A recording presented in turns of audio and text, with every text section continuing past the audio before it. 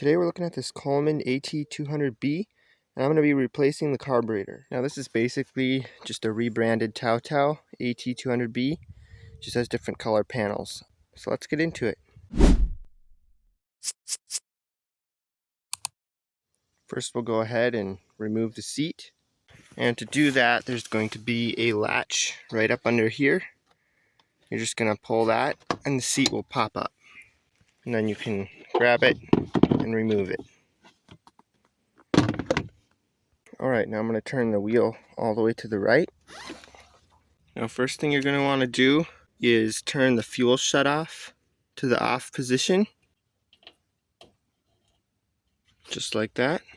And then coming back to the right side of the ATV, you're going to want to loosen this clamp for the intake boot and then pull it off the carburetor. Set it aside. Now we'll grab a 1/2-inch wrench and we'll crack loose this 12mm that holds on the throttle cable. We'll take that off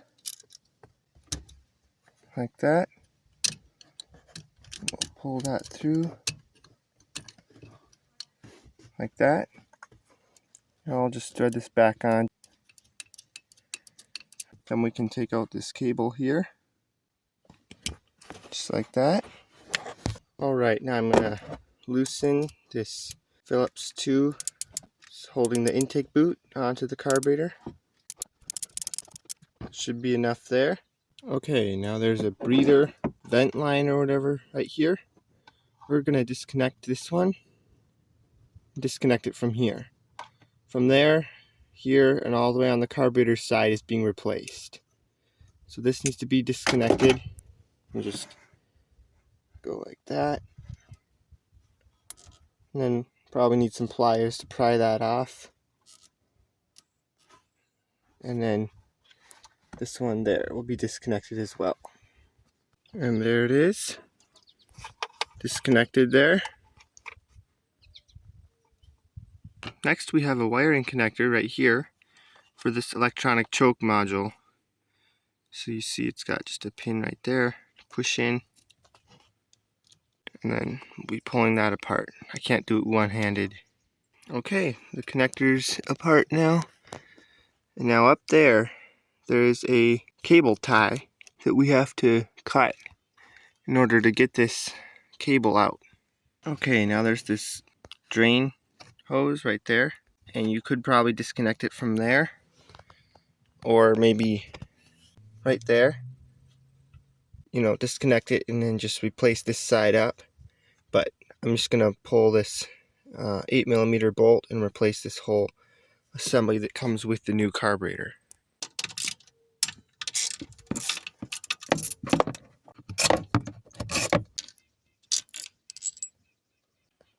And I'll just pull that up, ready to come out with the carburetor. Last thing is the fuel line, the main fuel line. So once again, we'll just use our needle nose and pull off that clamp. There shouldn't be much fuel that comes out because the fuel shutoff is turned off.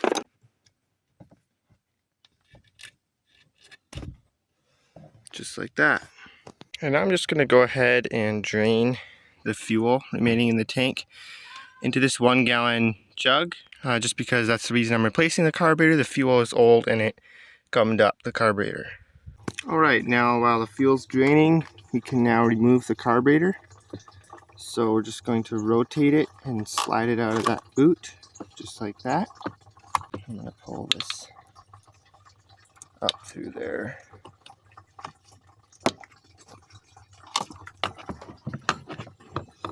And it's out.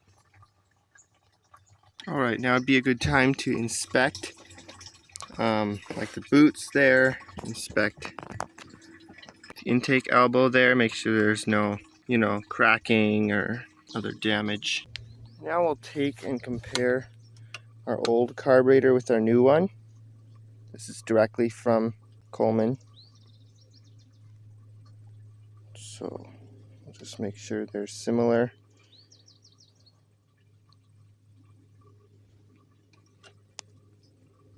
And it looks like they'll match. Looks like the same thing.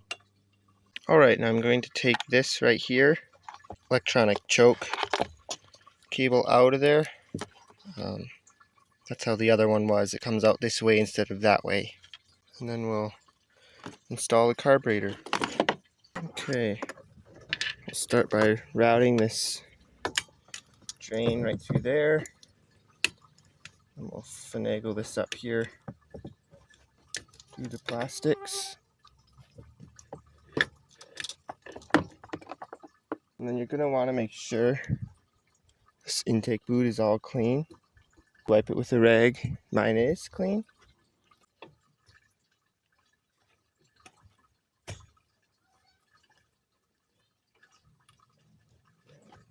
We'll slide it in there like that. It should be right there. That way it's fully seated, where that little metal tab lines up with the rubber there. Now we'll put this down in there, right where that goes, just like that. We'll install the bolt. Alright, I tightened that down just nice and snug. I have the wire secured up there with the cable tie. Now we'll just hook them up.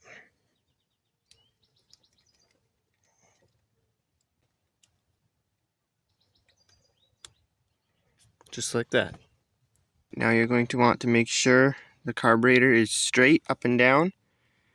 Again, like I said, there is a locating little slot that it goes into, so you just want to make sure it's straight and that it's in as far as it should go, and mine is. And then we're just going to tighten this down snug. You don't need to go super tight, just, you know, snug enough to keep there from being a air leak here. Make sure that's straight. Right there.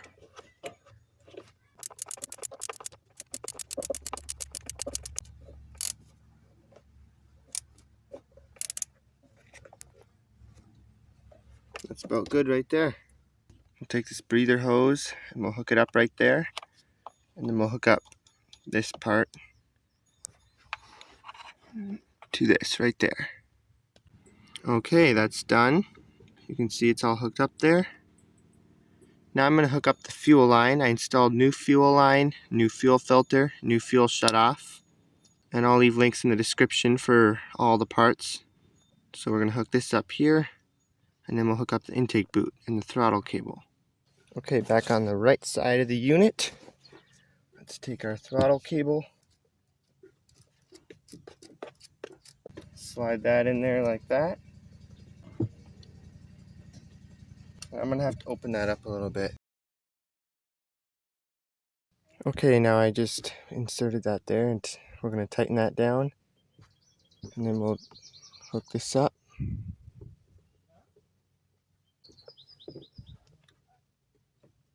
With the throttle cable on there, just going to put it in there in its spot and tighten these down so that you have a little bit of throttle free play. You want a little bit of travel before it starts opening the throttle.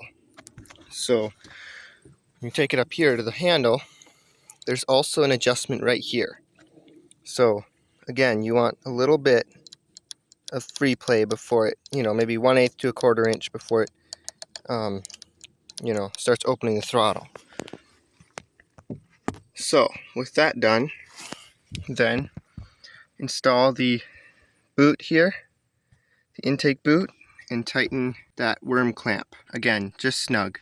Then turn on your fuel it up, and it should be good to go. Then you can install the seat and test run it. So that's all there is to replacing the carburetor on the Coleman or TaoTao AT200-B. Thanks for watching.